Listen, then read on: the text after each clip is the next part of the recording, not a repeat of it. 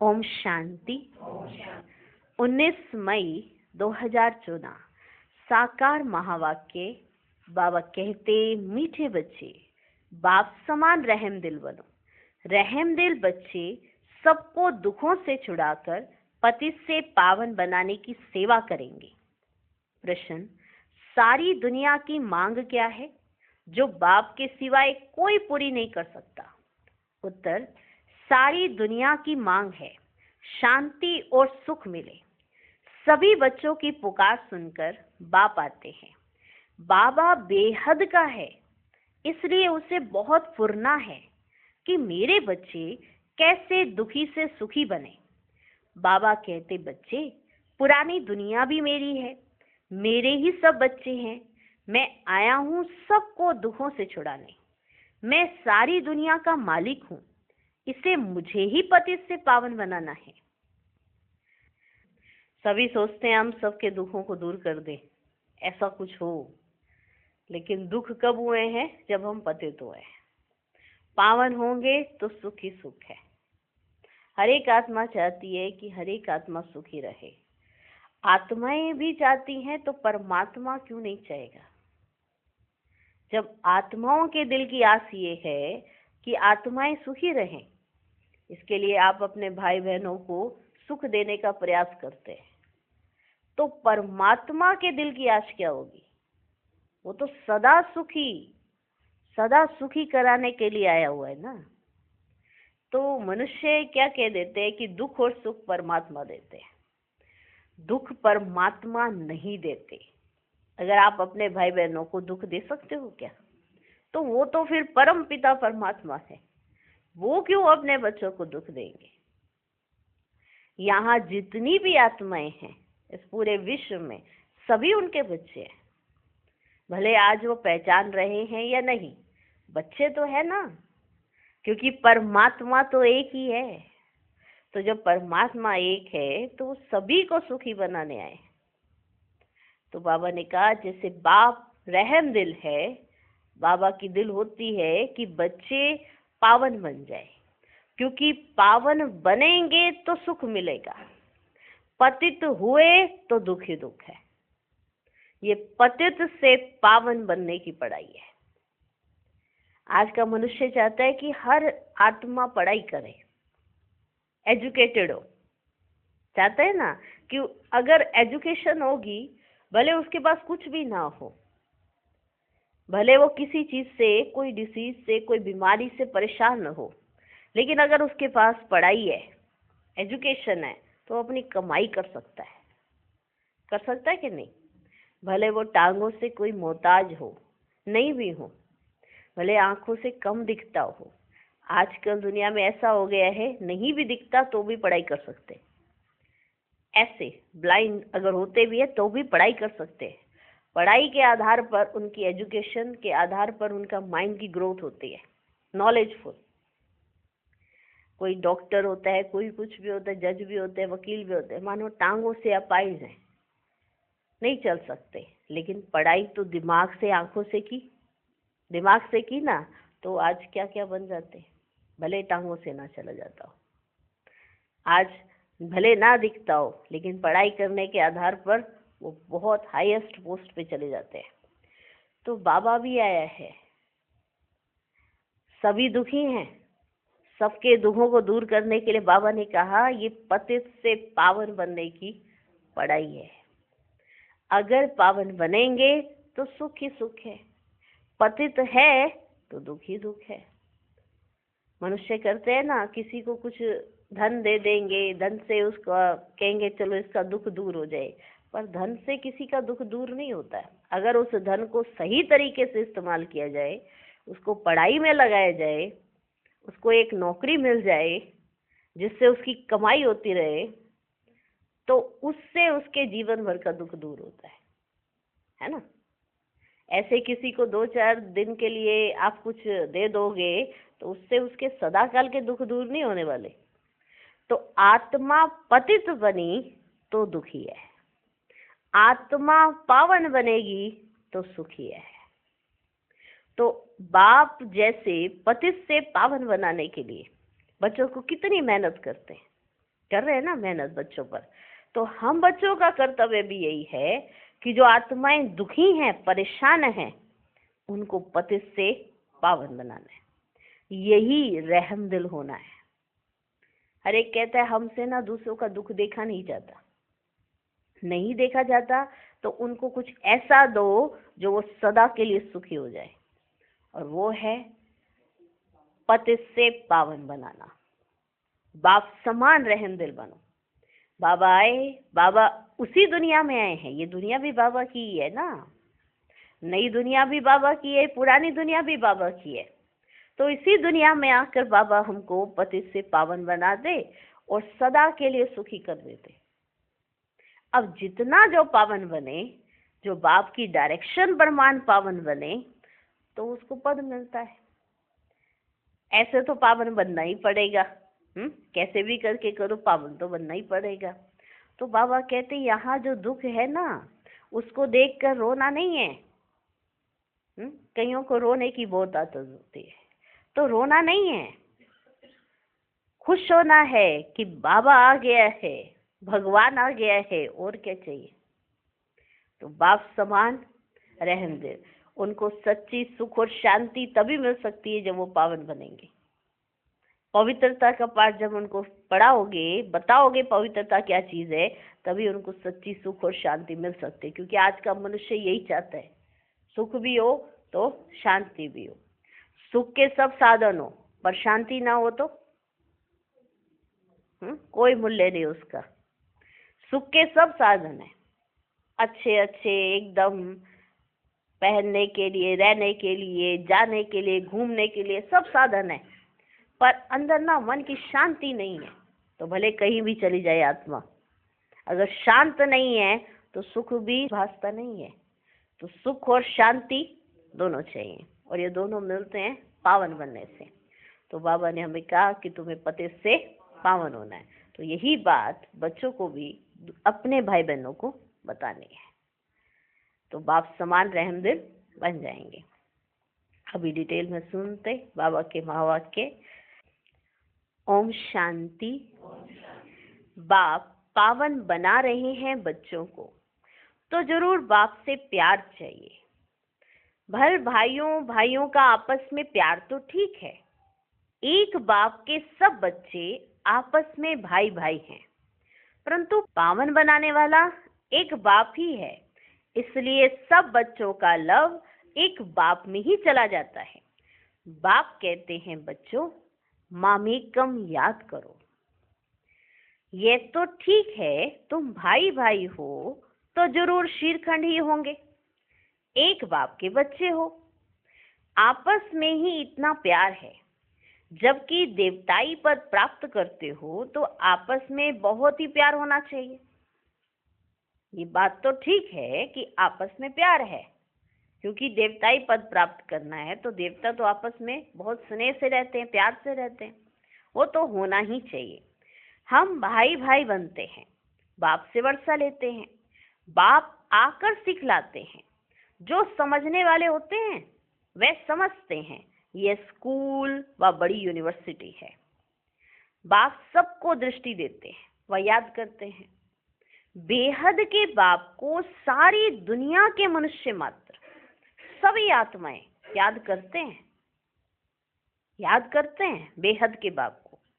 सभी आत्माएं याद करती हैं कि नहीं करती? करती है ना, चाहे कैसे भी करती हूँ, पर उसी को याद करते हैं, याद तो करते हैं। बाप की ही सारी दुनिया है, नई व पुरानी। नई दुनिया बाप की है तो पुरानी नहीं है क्या? अगर नई दुनिया बाप की है तो पुरानी नहीं है क्या? पुरानी भी है ना। बाप ही सभी को पावन बनाते हैं। पुरानी दुनिया भी मेरी है, सारी दुनिया का मालिक मैं ही हूँ। भले मैं नई दुनिया में राज्य नहीं करता हूँ, परंतु है तो मेरी ना। भले मैं नई दुनिया में राज्य नहीं करता, पर है तो मेरी ना। मेरे बच्चे मेरे इस बड़े घर में भी बहुत सुखी रहते हैं और फिर दुख भी पाते हैं, ये खेल है।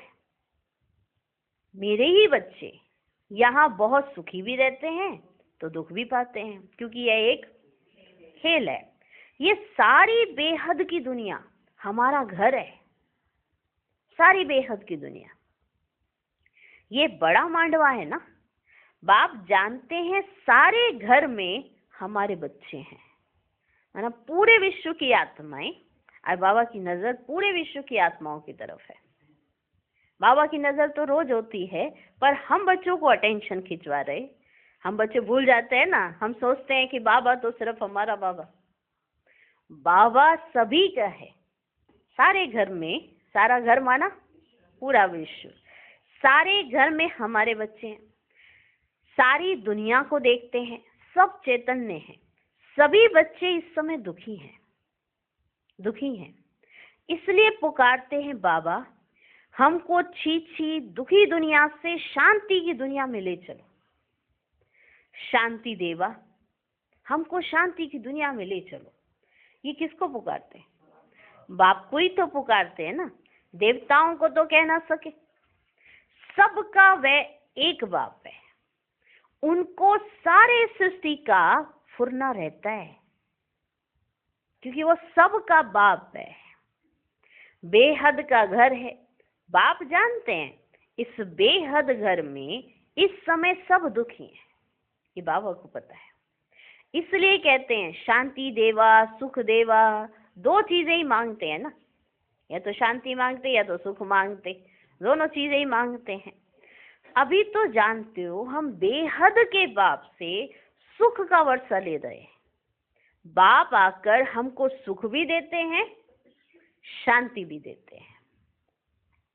सुख भी देते तो शांति भी देते हैं, और कोई सुख शांति तो देने वाला है ही नहीं। बाप को ही तरस पड़ेगा, वह है बेहद का बाप। क्यों तरस पड़ेगा? क्योंकि वो है बेहद का बाप। तुम समझते हो हम बाबा के बच्चे बहुत सुखी थे, जबकि पवित्र थे।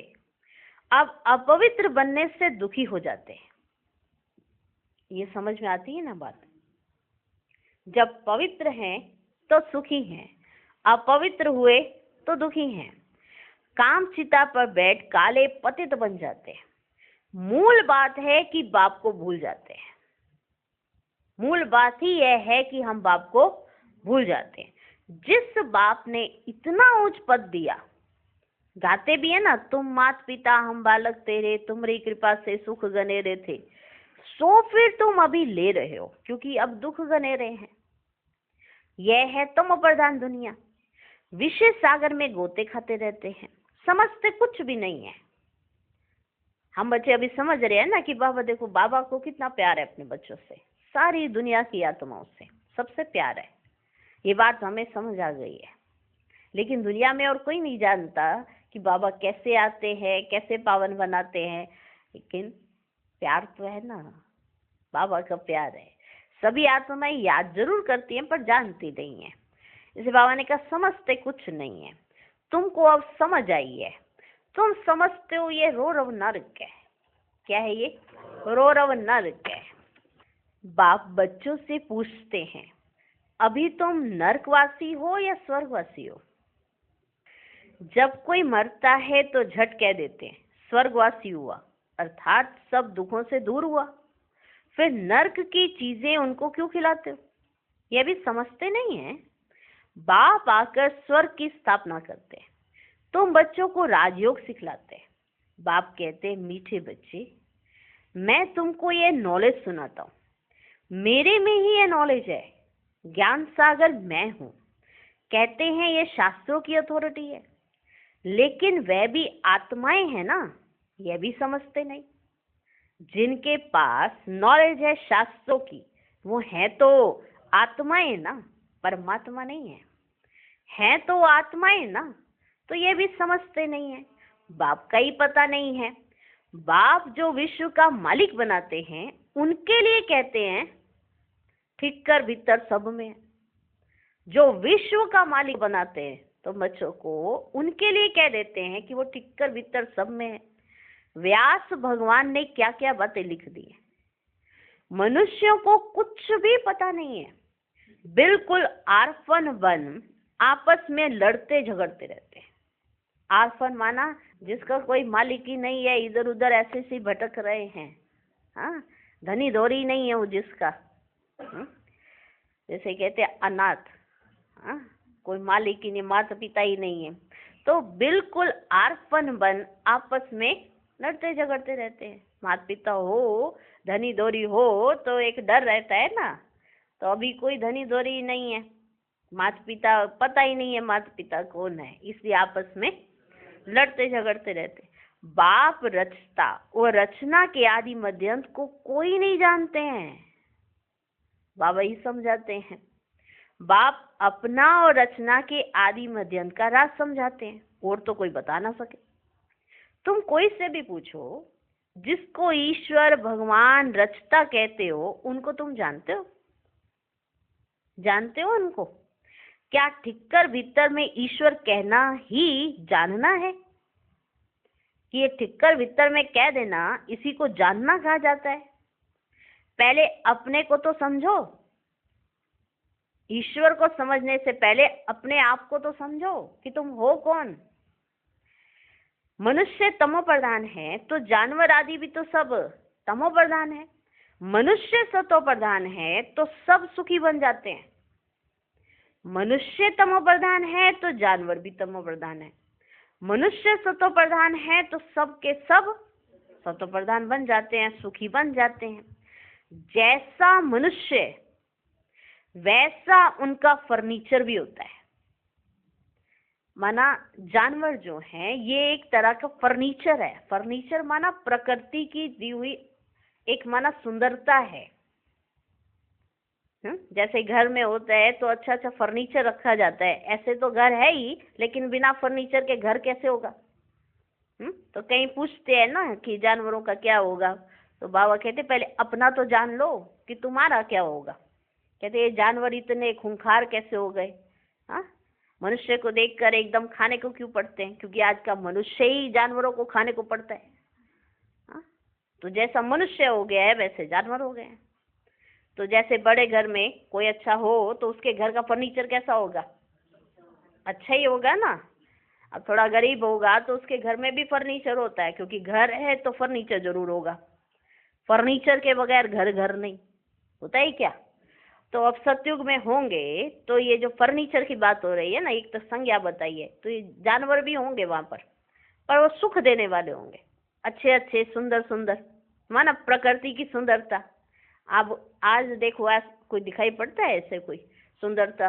वहां पे कैसे आवाज भी कितनी सुंदर ऐसे पंछी निकालते होंगे। हाँ, संगीत वही बन जाता होगा। आजकल तो ऐसा कुछ भी नहीं है, आज तो आर्टिफिशियल संगीत बना रहे हैं। तो माना ये जो है ना जानवर, तो ये बहुत फर्नीचर का काम करेंगे सतयुग में। तो एक तरह के ये सबके पास होंगे। आज कोई शेर के साथ घूमेगा क्या? हाँ, ना शेर मनुष्य के साथ घूमे, ना मनुष्य शेर के साथ। हाँ, नहीं घूम सकता ना। पर वहां पर शेर होगा, हाँ, सुंदर सा। उसके साथ देखा ना, चित्रों में देखा कि नहीं देखा? हाँ, सुंदर सुंदर से होंगे जानवर। तो मनुष्य सतो प्रधान है तो सब सुखी बन जाते हैं। जैसा मनुष्य वैसा उनका फर्नीचर भी होता है।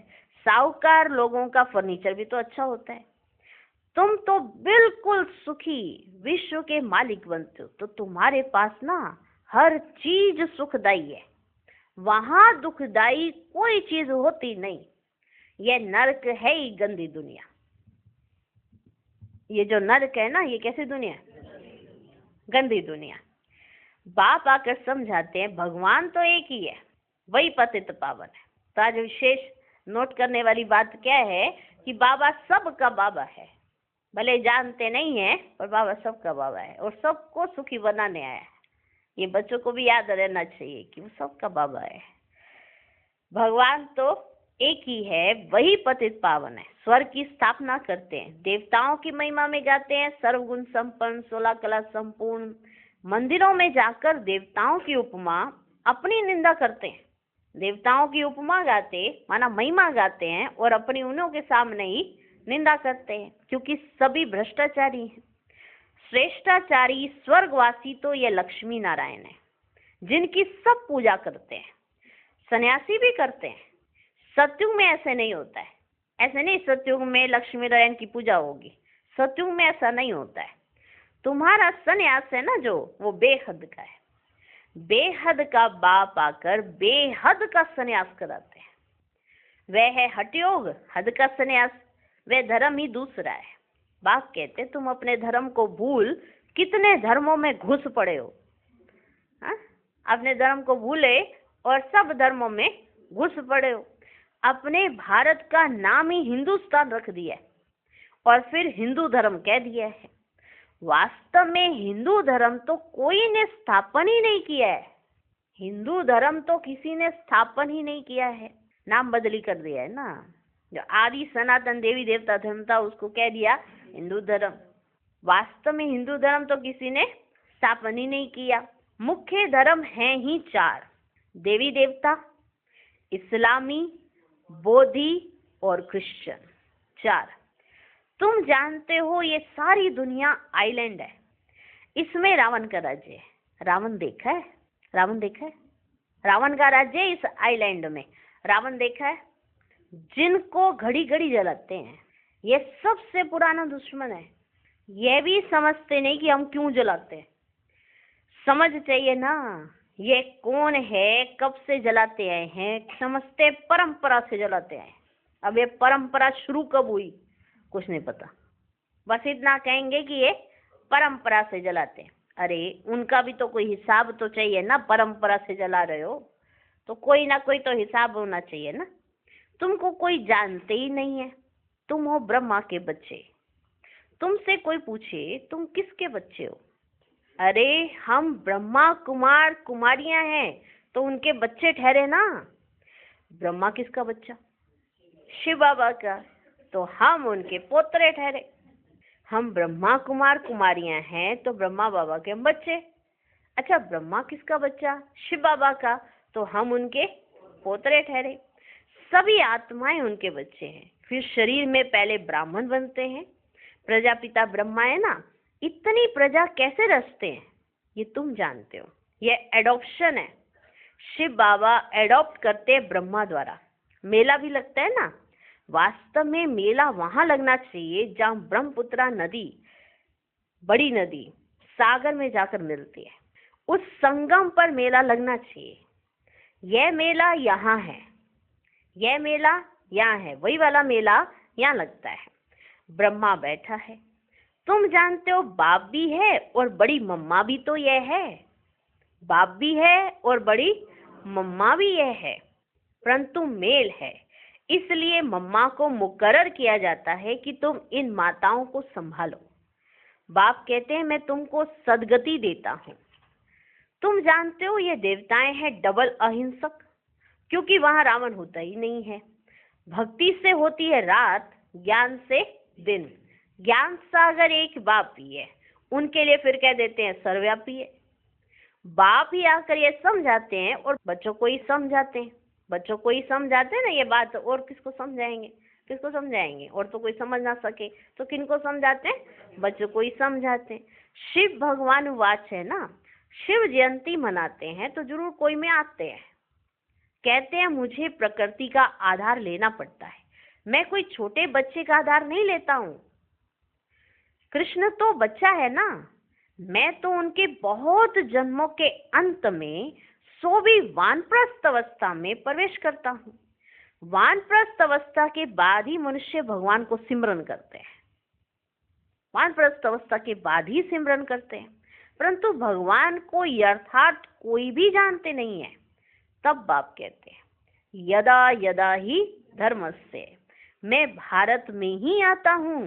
भारत की महिमा अपरंपार है। मनुष्यों को देह का अहंकार देखो कितना है। मैं फलाना हूँ, ये हूँ। अब बाप आकर तुमको देही अभिमानी बनाते हैं।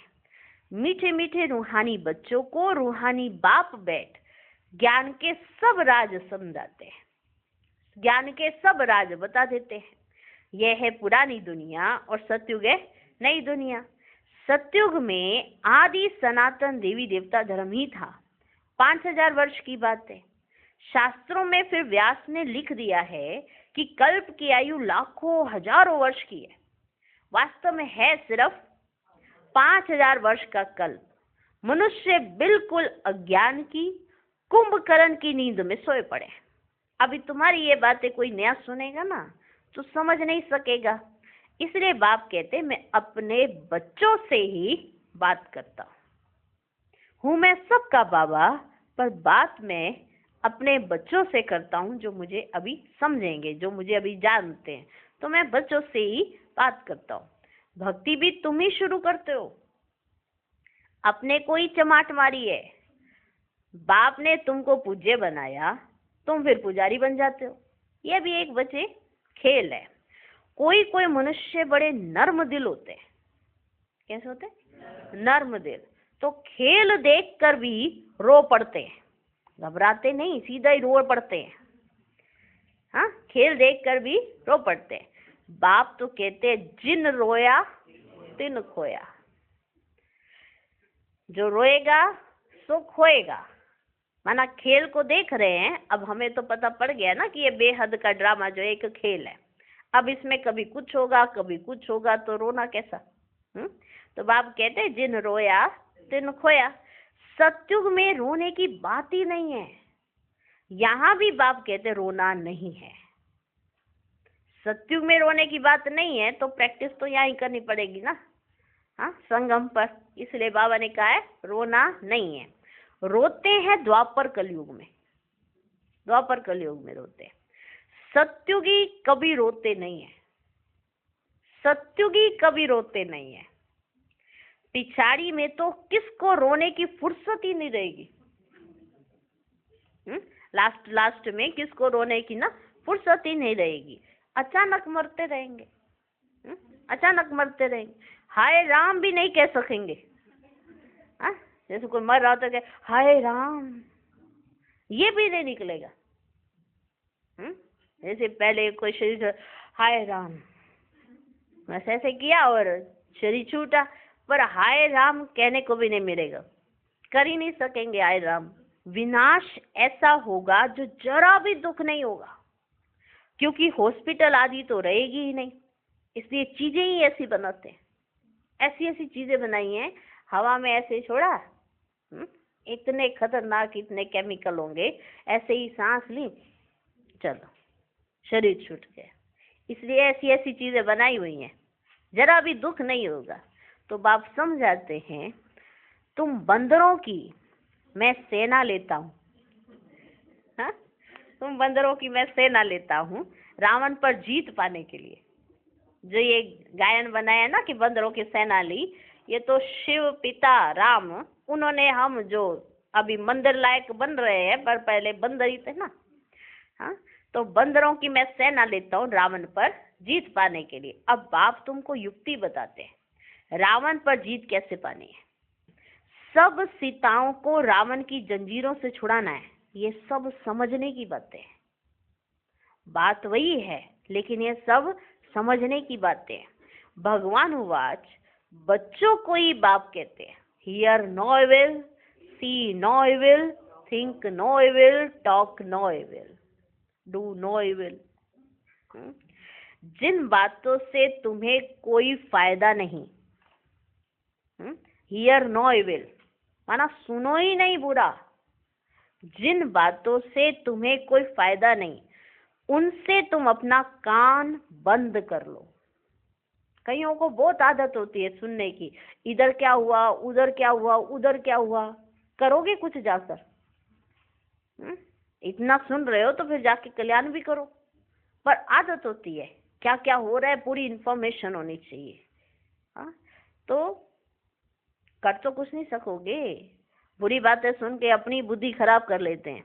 तो बाबा ने समझाया जिन बातों से तुम्हें कोई फायदा नहीं, उनसे तुम अपने कान बंद कर लो। अब तुमको श्रीमत मिलती है, तुम ही श्रेष्ठ बनेंगे। यहाँ तो श्री श्री का टाइटल सबको ही दे दिया है। अच्छा, फिर भी बाप कहते हैं अपने को आत्मा समझो और बाप को याद करो। कितना वंडरफुल हार जीत का ये बेहद का खेल है जो बाप ही समझाते हैं।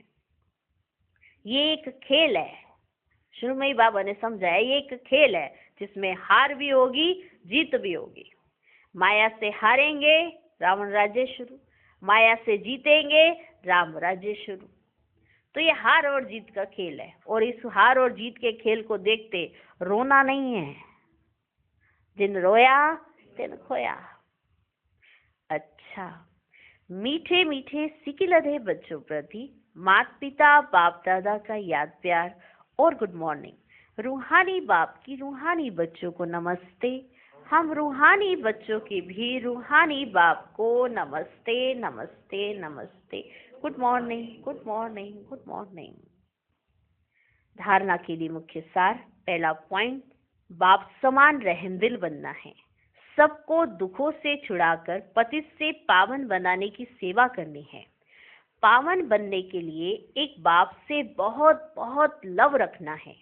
दूसरा पॉइंट, बाप कहते हैं जिन रोया तिन खोया, इसलिए कैसी भी परिस्थिति हो तुम्हें रोना नहीं है। आज का वरदान, सेवा और स्व पुरुषार्थ के बैलेंस द्वारा ब्लेसिंग प्राप्त करने वाले कर्म योगी भव। कर्म योगी अर्थात कर्म के समय भी योग का बैलेंस हो। सेवा अर्थात कर्म और स्व पुरुषार्थ अर्थात योग युक्त, इन दोनों का बैलेंस रखने के लिए एक ही शब्द सदा याद रखो कि बाप करावनहार है और मैं आत्मा करनहार हूं। यह एक शब्द बैलेंस बहुत सहज बनाएगा और सर्व की ब्लेसिंग मिलेगी। जब करनहार के बजाय अपने को करावनहार समझ लेते हो तो बैलेंस नहीं रहता और माया अपना चांस ले लेती है। आज का स्लोगन, नजर से निहाल करने की सेवा करनी है तो बाप दादा को अपनी नजरों में समा लो। ओम शांति।